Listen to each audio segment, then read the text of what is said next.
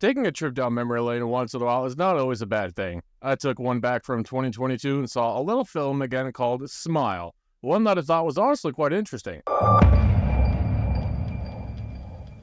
Needless to say, it's a very simple movie about witnessing a horrific murder and seeing a giant creepy smile, and then said demon opposing the smile possesses your body. It was nothing spectacular when Smile 1 came out. I thought it was simply a good, interesting movie that I did mind the concept of, but there's a billion movies like that.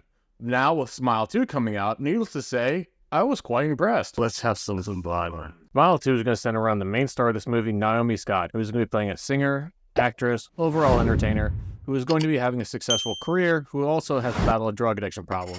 You might also recognize her as the Pink Power Ranger. No, there's only one Pink Power Ranger, and let's face it, like that button like you'd like the Pink Ranger, because we all know that was the first crush going up. Starting with the positives, the performance that Naomi Scott gives, she brings it, and this girl kicks ass with it. The jump scares that are used in this movie, generally people think are very cliche, but honestly, the jump scares that were used in this one are far superior than the first one.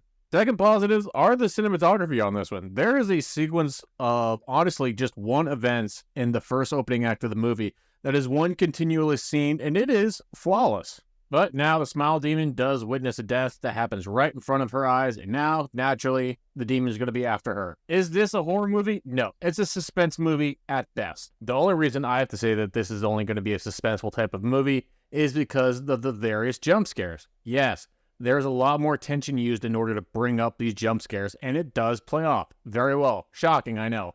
But unfortunately, this is where the negatives have to come into play. This is the same exact concept as Smile 1. There is very little, if at all, differences. Let me know in the comment section below if you knew the difference between Smile 1's concept and Smile 2's concept. I would love to know. You could have also saved some runtime on this movie. This movie is 2 hours and 7 minutes long. Why?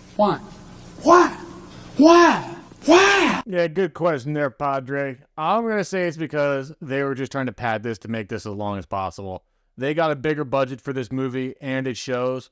But when you're padding the movie like Smile 2 does, it ruins the nostalgia. Yeah, there's not going to be honestly any nostalgia from this because Smile 1 should have been, well, a once-off. This is going to be almost the same exact identical movie. And when I say that, it even comes down to the ending almost.